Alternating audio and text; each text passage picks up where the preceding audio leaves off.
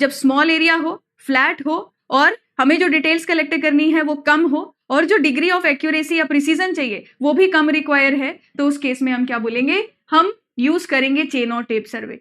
So distance is measured using chain और tape. Distance हम इस चैप्टर में सीखेंगे मेजर करना with the help of chain और टेप। और this survey is suitable for small extent of the ground and to take the simple details. और इस सर्वे को कहाँ प्रेफर किया जाता है? This survey is prefer where more precision is not required या where high precision is not required। जहां high precision चाहिए उसके लिए BDM इंस्ट्रूमेंट्स आ गए हैं। where high precision is not required, clear है? जहां पर हाई प्रिसीजन हमें नहीं चाहिए वहां हम इसे प्रेफर करेंगे। अब मैंने आपको बताया था जब सेकंड प्रिंसिपल, याद है प्रिंसिपल ऑफ सर्वेइंग में, किसी भी एक पॉइंट को लोकेट करने के लिए मिनिमम 2 पॉइंट ऑफ रेफरेंस का होना जरूरी है, यस। और वहां पर बताया था चेन सर्वे में हम एक इस प्रिंसिपल को यूज करते हैं। तो अगर ये ए और बी दो फिक्स रेफरेंस पॉइंट है, इसकी हेल्प से मुझे एक नया पॉइंट लोकेट करना है, मिनिमम मैं 2 ही मेजरमेंट अगर ले सकती हूँ, वो भी डिस्टेंस। तो यहां पर ए से भी डिस्टेंस मेजर किया, मान लो बी से भी डिस्टेंस मेजर किया, तो एक ही ऐसी ज्योमेट्रिकल फिगर है, रेक्टेंगल बनाना होगा तो आपको जो मेजरमेंट लेनी होगी इससे ज्यादा चाहिए।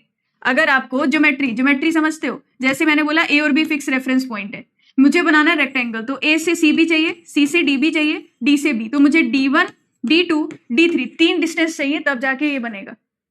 और डिस्टेंस भी रिक्वायर है। तो जब मैं एक पॉइंट को लोकेट करना चाहती हूँ, मिनिमम 2 रेफरेंस पॉइंट हो और डिस्टेंस मेजर करके मैं उसे लोकेट कर रही हूँ, तो ये हमारा प्रिंसिपल था। इस केस में हम एक ज्योमेट्री जो बना पा रहे हैं अकेली 2 मेजरमेंट से, वो क्या है? ट्राइंगल। मिनिमम मेजरमेंट हम अगर 2 लें और 2 ही फिक्स रेफरेंस पॉइंट है, तो एक ही ज्योमेट्री हम बना सकते हैं और वो है ट्राइंगल। इसीलिए मैक्सिमम जब हम चेन सर्वे करते हैं, हमारी कोशिश होती है कि ग्राउंड पे जब आप पॉइंट्स को लोकेट करो तो पूरा एरिया अलग अलग ट्राइंगल्स में डिवाइड हो। जैसे कि अगर ये हमारा एरिया है जिसको हम सर्वे करना चाहते हैं, तो मैम इसमें जो पूरा एरिया होगा, हमारी कोशिश होगी हम उसको अलग अलग ट्राइंगल्स में यहाँ पर डिवाइड करें। जैसे 1 हो गया, 2 हो गया, 3 हो गए, 4 हो गए। तो इसीलिए अगर कोई पूछे कि प्रिंसिपल क्या है चेन सर्वे का, तो principle of chain survey is chain triangulation. Triangulation अलग है, अगर आप खाली ट्रायंगुलेशन लिखते हो वो अलग चीज है, तो आपको यहां लिखना होगा चेन ट्रायंगुलेशन। क्योंकि हम क्या करते हैं, हम कंप्लीट एरिया को डिवाइड करेंगे in number of triangles. Number of triangle, triangle एक वो फिगर है जिसमें हम मिनिमम 2 पॉइंट से एक नए पॉइंट की पोजीशन को लोकेट कर सकते हैं और आसानी से जहां पर सर्वे कर रहे हैं उस जगह का एरिया निकाल सकते हैं। ठीक है, तो चेन ट्रायंगुलेशन करेक्ट स्टेटमेंट होगी। अब देखिए कुछ, अब चेन देख लो भाई, जिसने चेन नहीं देखी है ना, ये देखना भी जरूरी है। हम इसके बारे में डिटेल में हर चीजें समझेंगे कि ये जो यहाँ पर रिप्रेजेंट है ये क्या है, हैंडल, इसका मटेरियल, इसका डायमीटर, ये सब। तो ये चेन आपने शायद कॉलेज में अगर सर्वे किया है, जिसने किया है आपने कभी ना कभी देखी होगी। इसके बारे में डिटेल में जाने से पहले एक टॉपिक कवर करेंगे विच इज इंपॉर्टेंट, डेफिनेशंस। और वो डेफिनेशन से आपको अपने state exam, objective exam, SSC exam सब में क्वेश्चन मिल जाएगा। तो अब हम कुछ डेफिनेशंस को समझते हैं वन बाय वन। ध्यान से देखना, अब मैं जितना बताऊंगी उतना मोर देन इनफ है, आपको सारी डेफिनेशन समझ आ जाएंगी।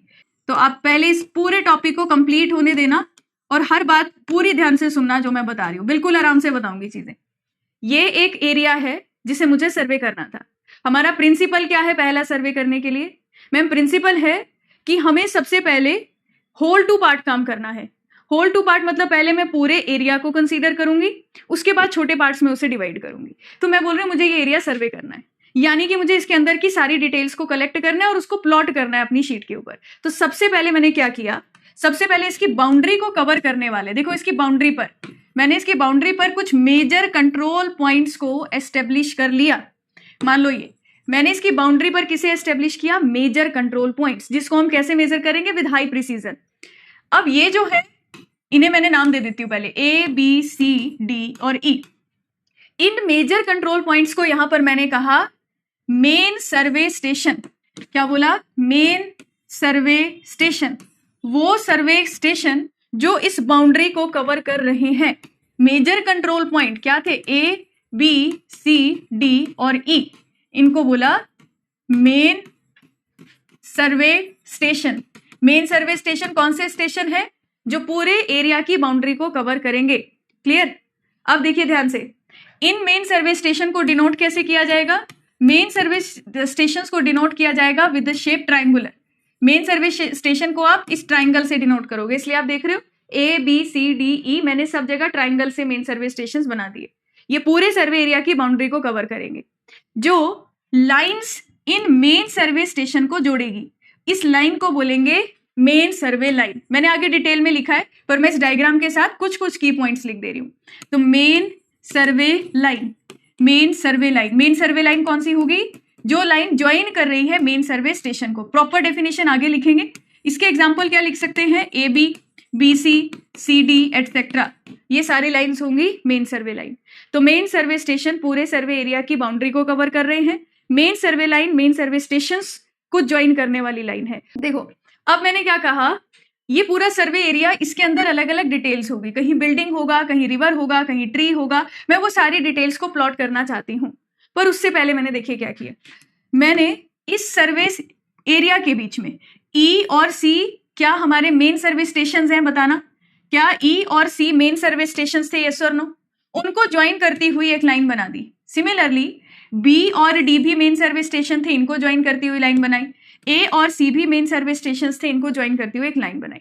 मैंने एक ऐसी लाइन ड्रॉ करी जो सर्वे एरिया के सेंटर से जा रही है और मेन सर्वे स्टेशन से कनेक्टेड है। अब मुझे एक बात बताइए, इन सारी लाइंस में आपको इस फिगर को देख के क्या लग रहा है, कौन सी लेंथ सबसे ज्यादा होगी? BD, AC या EC, कौन सी लेंथ सबसे ज्यादा होगी? इन सारी लाइंस में आप एक चीज कॉमन देख रहे हो, एक तो ये सारी मेन सर्वे स्टेशंस को ज्वाइन कर रही है, दूसरा ये सर्वे एरिया के सेंटर से जा रही है, ये दो की पॉइंट्स। तीसरा मैंने क्या पूछा, कौन सी लाइन सबसे ज्यादा लेंथ दिख रही है आपको, जो भी नजर आ रही है? मुझे EC लग रही है तो मैं इसको EC मान लेती हूँ, है ना? EC ही सबसे बड़ी यहाँ पर लाइन लग रही थी तो EC मान लिया। मान लेते हैं, आप BD मान लो, EC मान लो, कोई भी कंसीडर कर लो। BD को मानना है तो उसको कंसीडर कर लो, ये हटा देते हैं। BD तो कम लग रही थी मुझे, चलो EC को मान लेते हैं, ये हमें बड़ी दिख रही है यहाँ पर। तो एक वो मेन सर्वे लाइन, ध्यान से देखिएगा, मैंने क्या बोला? Main survey line, main survey line, क्योंकि ये मेन सर्वे स्टेशंस को जोड़ रही है। कहां से पास करे? Passing through the centre of main survey area. ये दो बातें समझ आई जो मैंने इस लाइन में लिखी, passing through the centre of main survey area. एक तो मेन सर्वे लाइन है, सेंटर से पास हो रही है, एंड लॉन्गेस्ट है, and longest line among all the lines जो सेंटर से पास हो रही है, इसे बोला जाता है बेस लाइन।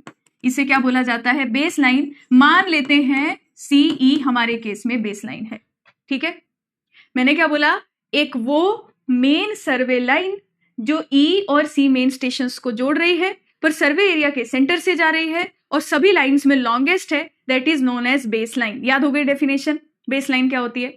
अब क्या है मैम, अगर आपने एरिया बनाया है तो इसके आसपास कुछ डिटेल्स होंगी, यहाँ ट्री होगा, यहाँ बिल्डिंग होगी, ऐसे यहाँ भी कोई बिल्डिंग हो सकती है, ऐसे कुछ नंबर ऑफ चीजें आसपास में होंगी जिनको आपने डिटेल को कलेक्ट करना होगा।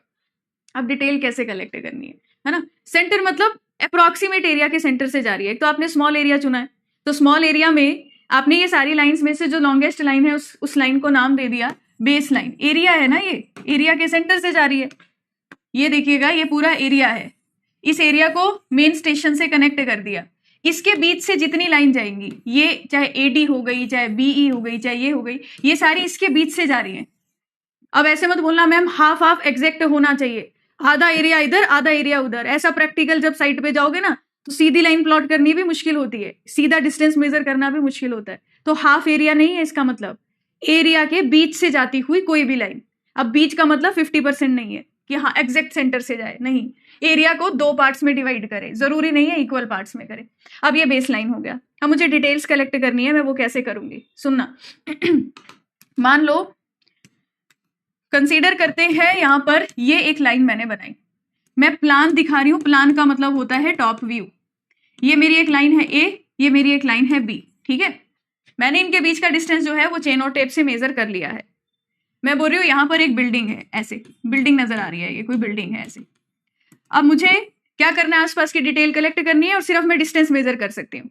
तो ये एक लाइन है, मैंने A पे चेन रखी, चेन से डिस्टेंस मेजर किया कहाँ तक, जहां तक आप बिल्डिंग तक पहुंचे, तो इसको मैंने बोल दिया C पॉइंट। मैं यहां से यहां तक का डिस्टेंस मेजर कर लिया, D1 आया, मैं C पे पहुंची। मैंने C से लेफ्ट साइड पर मैम यहां पर बिल्डिंग के कॉर्नर तक का डिस्टेंस था D2, वो मेजर कर लिया। तो जब मैं इसको एक कागज पर, एक प्लान पर रिप्रेजेंट करूंगी तो मैं कैसे दिखाऊंगी? सेम ऐसे, ए से आगे चले मैम D1 डिस्टेंस, सी से लेफ्ट साइड में D2 डिस्टेंस पर आएंगे तो लिख देंगे वहां पर बिल्डिंग है। सिमिलरली मान लो यहां से आगे चले आप 10 मीटर, आपको इस तरफ एक बिल्डिंग मिलती है। अब बिल्डिंग इस तरफ कितने डिस्टेंस पर है? 5 मीटर पर, तो हम लिख देंगे 5 मीटर। तो मैं क्या कर रही हूँ, मैंने बोला मुझे इस रूम की डिटेल्स चाहिए, मैंने एक रेफरेंस लाइन ले ली, ए बी मेरी स्ट्रेट लाइन है, तो मैं यहां से स्टार्ट हुई, मैं चली 1 मीटर चली, मेरे से राइट साइड में 1 मीटर पे कैमरा है, तो मैंने बोला 1 मीटर का डिस्टेंस पर कैमरा है, सी से डिनोट कर दिया। मैं थोड़ा आगे चली, राइट साइड पर एक विंडो है, तो 1 मीटर आगे एक विंडो है। तो आप क्या कर रहे हो, एक स्ट्रेट लाइन को रेफरेंस मानकर लेफ्ट साइड या राइट साइड पर, लेफ्ट साइड या राइट साइड पर जो डिस्टेंस मेजर कर रहे हो, इन्हें क्या बोला जाता है? ऑफसेट। बताया था ना मैंने आपको कल की क्लास में, इनको क्या बोला जाता है? ऑफसेट। तो ऑफसेट क्या होते हैं?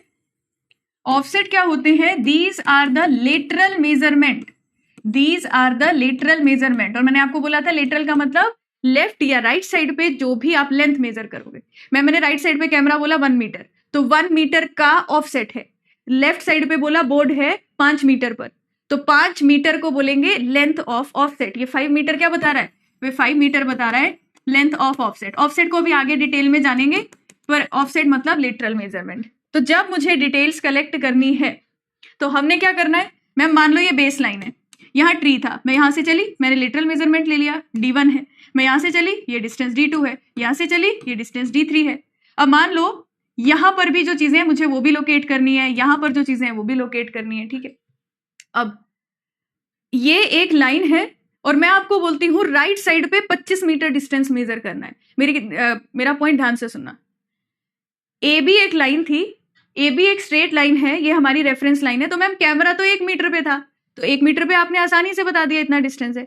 पर अगर मैं बोलूं इस लाइन से राइट साइड पे 25 मीटर जाइए, क्या एरर बढ़ जाएगा? 1 मीटर के कैमरा को लोकेट करना आसान है, यहां से 4 बिल्डिंग छोड़कर आगे एक ट्री है उसको लोकेट करूंगी अगर मैं, तो जो लेटरल मेजरमेंट जितना जितना ज्यादा लेंथ का होता जाएगा, क्या एरर बढ़ता जाएगा बोलो? तो अगर मैं यहां वाले केस में एक छोटा सा सब केस कंसीडर करूं कि मान लो कोई एक ऑब्जेक्ट है, मान लो ये कोई एक डिटेल को मैं कलेक्ट करना चाहती हूँ, यहां पर है वो। अब ये वाली जो जगह है ना, इससे भी बहुत दूर है, इससे भी बहुत दूर है, यहां से भी बहुत दूर है। तो मैम अगर हम लेटरल मेजरमेंट बहुत ज्यादा लेंगे, बहुत ज्यादा एरर आ जाएगा, तो ऑफसेट की लेंथ को लिमिट करना पड़ेगा, वो एक टॉपिक आएगा अभी आगे। तो अब मैं कैसे डिटेल्स कलेक्ट करूं? हम क्या करते हैं, अब सुनना, हमने कुछ स्टेशन सेलेक्ट किए, स्टेशन सेलेक्ट किए किसके ऊपर? मेन सर्वे लाइन के ऊपर। मेन सर्वे लाइन के ऊपर मैंने मान लिया ये P स्टेशन है, मेन सर्वे लाइन के ऊपर मैंने मान लिया ये Q स्टेशन है। मैंने अपने आप मेन सर्वे लाइंस के ऊपर कुछ स्टेशन सेलेक्ट किए और इसको ज्वाइन करके इसकी लाइन की लेंथ निकाल ली। अब क्या इस लाइन के पास आ गया ये ऑब्जेक्ट? उस एरर को आपने कम कर दिया, और क्या फायदा हुआ? मैम इस लाइन के पास अगर और भी कोई छोटे मोटे ऑब्जेक्ट होंगे तो हम उनकी डिटेल भी और एक्यूरेसी से बता सकते हैं। अगर मुझे मैम यहाँ की डिटेल चाहिए तो मैं यहाँ 2 स्टेशन ले लेती हूँ, एक लाइन प्लॉट कर लेती हूँ, तो मैम यहाँ के आसपास की डिटेल सारी कलेक्ट कर लेंगे। तो हमने जो स्टेशन मेन सर्वे लाइन के ऊपर लिए, जो मेन सर्वे लाइंस के ऊपर होते हैं उन्हें बोला जाता है टाई स्टेशन। तो इसका नाम क्या है? Tie station. टाई स्टेशंस, ये स्टेशंस होंगे कहां पर locate? On the main survey line. और इनको ज्वाइन करने वाली जो ये लाइन है PQ, इसे बोला जाता है टाई लाइन। PQ जो होती है इसे बोला जाता है टाई लाइन। क्लियर हुआ क्या होता है टाई स्टेशन? तो हमारे केस में P एंड Q ये होते हैं टाई स्टेशन। टाई स्टेशंस कहां पर लोकेट है? These are located on main survey line, these are located on main survey line. इनको ज्वाइन करने वाली जो लाइन है, लाइन PQ, इसे क्या बोलते हैं? इसे बोलते हैं टाई लाइन। इसका मेन काम क्या था? ताकि हम लोग इंटीरियर जो डिटेल्स है, इंटीरियर डिटेल्स को और ज्यादा बेटर तरीके से रिप्रेजेंट कर पाए अपने मैप या प्लान में। तो हम और डिटेल से अपना मैप प्लान बना सकते हैं, है ना। और डिटेल से आप आसपास की सारी चीजों को दिखा सकते हो with the help of tie line या टाई स्टेशन। ये सारे समझ आ गए आपको? एक बार सब लोग बताना। तो मेन स्टेशंस क्या होते हैं? These stations are located at the boundary of survey area, ये कहां पर लोकेट होंगे? At the boundary of survey area. कैसे डिनोट किया जाएगा? These are denoted by triangle, triangle shape से डिनोट किया जाएगा। मेन लाइन क्या होती है? Line joining the main survey station, line joining the main survey station. Main survey station को ज्वाइन करने वाली लाइन को क्या बोल देंगे? Main survey line. Tie station को सब्सिडरी स्टेशन भी बोला जाता है, टाई स्टेशन को सब्सिडरी स्टेशन भी बोला जाता है। तो ये स्टेशंस कहां पर होंगे? दी स्टेशंस, इनको कहां लिखे? आगे जगह है तो एक बार देख लेते हैं। टाई स्टेशंस यहां लिखते हैं। दीज आर लोकेटेड, कहां पर? These are located on the, कहां पर होंगे ये present? These are located on main survey line, main survey line के ऊपर। These are located on main survey line. और इनका मेन यूज क्या है? सर्वेक्षण किए जाने वाले क्षेत्र के आंतरिक विवरण यानी कि इंटीरियर डिटेल्स को कलेक्ट करने के लिए हम टाई स्टेशन चुन रहे थे। सो दी स्टेशंस, द मेन पर्पस क्या है? मेन पर्पस क्या है इन स्टेशंस का? so as to find the interior details of the area, to find the interior details of the area। ठीक है, अच्छा अब यहां पर टाई लाइन क्या होती है? Line joining the tie stations is known as tie line, tie stations is known as tie line. ये समझ गए टाई लाइन क्या है? तो टाई लाइन का काम क्या है? वो इंटीरियर डिटेल्स का और एग्जैक्टली फाइंड आउट करना, जो टाई स्टेशन का काम है। पर्पस क्या है? To find out the interior details of the area. इनको डिनोट करने के लिए कोई साइन नहीं है, मेन सर्वे स्टेशन के लिए ट्राइंगल का साइन यूज किया जाता है। ठीक है, तो इन पर्पस सेम ही आ जाएगा जो हमने पीछे लिखा, और the two find the interior details of the area, interior details of the area. अगली बेस लाइन क्या हो गई? Base line is the longest main survey line. It is longest main survey line जो कहां से पास करेगी? Passing through the centre of the area. कहां से पास कर रही है? Centre of the area. ठीक है, और ये हमारी एरिया की one of the most important line में से एक लाइन होती है। ये सेंटर से पास कर रही है, तो जब हमें ये चेक करना है कि हम लोगों ने जो काम किया है, सर्वे किया है, वो सही किया भी है, कि उसमें ज्यादा एरर तो नहीं है, तो उसकी चेकिंग में हम इस लाइन का रेफरेंस लेते हैं। तो इस लाइन को हम सबसे ज्यादा एक्यूरेसी से मेजर करते हैं। अगर हमारे पास चेन है, टेप है, तो टेप ज्यादा एक्यूरेट है चेन से, तो हम टेप से बेस लाइन की डिस्टेंस मेजर करेंगे। अब देखो मैं बताती हूँ एक्यूरेसी से क्या मतलब है हमारा, उसको समझने के लिए देखो। पहले आप ग्राउंड पर गए, आपने ये पूरा सर्वे परफॉर्म कर दिया, ठीक है, आपने डिटेल्स निकाल ली। अब डिटेल्स निकालने के बाद आपको इसी सेम चीज को अपनी शीट पर प्लॉट करना है, और शीट पर प्लॉट करने के लिए आपने स्केल सेलेक्ट कर लिया कि 1 centimetre is equal to x metre on ground. अब आप ये सारी चीजों को एक स्केल पर लोकेट करना चाहते हो, स्केल हमने सिलेक्ट कर लिया हुआ है। अच्छा, अब मैम हमने ये सारी डिटेल्स बना दी, स्केल मुझे पता है, तो उस बेसिस पर आपने ये एक ऐसा ही डायग्राम, ये B, यहाँ पर हमने C मान लिया, यहाँ पर हमने एक D स्टेशन लिया, यहाँ पर हमने E स्टेशन बना दिया, इधर कहीं हमारे पास A स्टेशन था और ये B था। तो ऐसे दिखेगा ना कागज के ऊपर, ये ग्राउंड पर है, ये जो एरिया ग्राउंड पर है, ये आपको अपनी शीट के ऊपर कुछ ऐसे दिखाई देगा। बताओ, छोटे स्केल में कन्वर्ट करके। जो बेस लाइन है वो कहां से जा रही है? बेस लाइन मैम एरिया के सेंटर से जा रही है, और मैंने बोला one of the most important lines है, क्योंकि आप देखोगे जब आप टाई स्टेशन ले रहे हो, आप इसको रेफरेंस ले रहे हो, यहां से रेफरेंस ले रहे हो, तो बहुत सारी लाइंस के लिए ये एक रेफरेंस होती है। तो अगर मैंने इसकी डायरेक्शन या इसकी लेंथ में कुछ गड़बड़ की, तो ये जितनी मेजरमेंट्स यहां से आ रही है, इसमें एरर आ जाएगा। ठीक है, सेंटर से जा रही है, हर चीज आप इसको रेफरेंस मानकर मेजर कर रहे हो। अब मैंने बोला अब एक काम करना है, मुझे एक्यूरेसी चेक करनी है कि हमने सही काम किया है या नहीं किया है। तो मैंने रैंडम अपनी शीट पर, ये पूरा सारी डिटेल नहीं बना रही, सारी डिटेल्स कलेक्ट करके हम घर आ गए। हमने यहाँ पर रैंडम कोई 2 पॉइंट सेलेक्ट किए, जिसमें एक हम कोशिश करेंगे बेस लाइन पर हो। तो मैंने एक पॉइंट लिया x और ये लिया y। बताओ ये पॉइंट कहाँ है? शीट पर है। अब एक ही बार बताऊंगी, यहाँ कंफ्यूजन होती है, तो अच्छे से समझना। एक्स वाई जो पॉइंट है, क्या ये एक्स वाई डिस्टेंस, ये हमारा कुछ ना कुछ डिस्टेंस शीट पर होगा। मान लेते हैं मैंने लिया है scale 1 centimetre is equal to 100 metre, ये स्केल लिया, ठीक है। मैंने चेक किया शीट पर एक्स वाई का जो डिस्टेंस है दैट इज 5 सेंटीमीटर। तो ये हमारे ग्राउंड पर कितना आना चाहिए? ये हमारे ग्राउंड पर कितना आना चाहिए बताओ?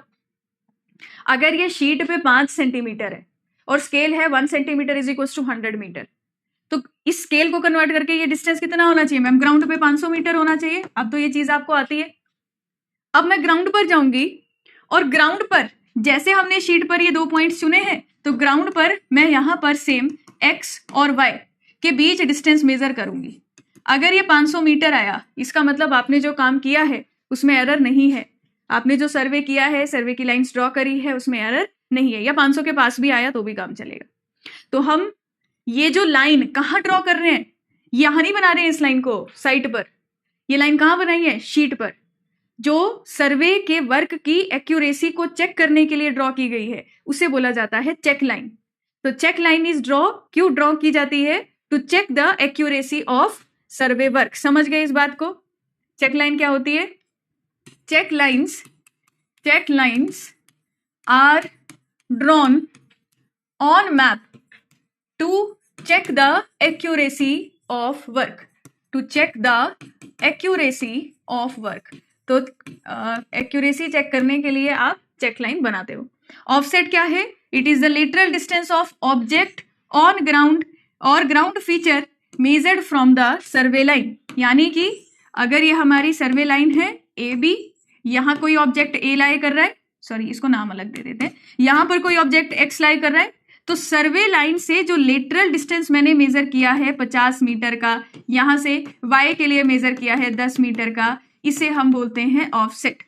अब डिटेल में देखेंगे कैसे मेजर करना है, तो आपको और क्लैरिटी मिलेगी इस टॉपिक की। तो जब मैं चेन और टेप सर्वे करने साइट पर जाऊंगी, सबसे पहले पूरे एरिया को कवर करने वाले मेन सर्वे स्टेशन सेलेक्ट करोगे। मेन सर्वे स्टेशन को ज्वाइन करने वाली लाइन मेन सर्वे लाइन होगी, जो पूरे सर्वे एरिया को कवर कर रही है। सेंटर से वो लाइन जो लॉन्गेस्ट लाइन होगी और मेन सर्वे स्टेशन को जोड़ेगी, उसे क्या बोलेंगे? Base line. इसके बाद अगर आपसे पूछा जाए वो कौन से स्टेशन हैं जिन्हें मेन सर्वे लाइन के ऊपर सेलेक्ट किया जाता है, on the main survey line, तो आंसर करोगे टाई स्टेशन। टाई स्टेशन को ज्वाइन करने वाली लाइन टाई लाइन, ताकि हम इंटीरियर डिटेल्स कलेक्ट कर सकें। और एक्यूरेसी को चेक करने के लिए चेक लाइन। जब डिटेल्स कलेक्ट करनी है तो हमें अपनी एक सर्वे लाइन से लेफ्ट साइड और राइट साइड दोनों डायरेक्शन में डिस्टेंस मेजर करना पड़ सकता है, जिसे हमने बोला लेटरल मेजरमेंट। एक टर्म आती है चेनेज। चेनेज का मतलब क्या होता है? क्वेश्चन मैं बताती हूँ आपको अभी। अब एक टर्म आप सुनोगे चेनेज, ये क्या होता है? मान लो मैंने सर्वे वर्क स्टार्ट किया ए स्टेशन से, ये हमारी एक ए बी सर्वे लाइन है, ए बी सर्वे लाइन है, और मैंने सर्वे वर्क ए से स्टार्ट किया, ठीक है। अब मैंने ए पर चेन रखी, मैं डिस्टेंस मेजर करती हुई जा रही हूँ। मैंने सी पर बोला कि यहां तक जो डिस्टेंस आया मैम वो 20 मीटर आया। सी पर जो डिस्टेंस आया वो 20 मीटर आया। तो मैं इस 20 मीटर को पता क्या बोलूंगी? ये है chainage of point C. Chainage का मतलब होता है किसी फिक्स वेल डिफाइंड पॉइंट से, ये फिक्स पॉइंट है ना ए, ये चेंज नहीं होगा, किसी भी फिक्स वेल डिफाइंड पॉइंट से आप जहां तक का डिस्टेंस निकाल रहे हो दैट इज चेनेज। जैसे फॉर एग्जांपल मैम ये डी है, मैंने बोला डी तक का स्टार्टिंग वाले स्टेशन से जो डिस्टेंस है दैट इज 40 मीटर, तो मैं इस 40 मीटर को बोलूंगी क्या? लेटरल डिस्टेंस को ऑफसेट बोल रहे हैं, जो चेन लाइन के अलोंग मेजर किया जा रहा है उसको चेनेज बोल रहे हैं, लेकिन चेनेज हमेशा स्टार्ट पॉइंट से मेजर की जाएगी। मैं यहां लिख देती हूँ, फिर डेफिनेशन मेंशन कर लेते हैं। तो इसको क्या बोलेंगे? Chainage of C is 20 metre. इसको क्या बोलेंगे? Chainage of D. तो ये कितना है? 40 मीटर, ठीक है। तो चेनेज क्या होता है? Chainage represent the distance, chainage represent the distance of any point या any well defined point, any well defined point from the start station से किसी भी वेल डिफाइंड पॉइंट तक का डिस्टेंस कहलाता है चेनेज। तो अगर मैं बोलूं ई पॉइंट का चेनेज है 100 मीटर, आप क्या बोलोगे? मैम जहां से आपने सर्वे वर्क शुरू किया है वहां से ई का डिस्टेंस 100 मीटर है।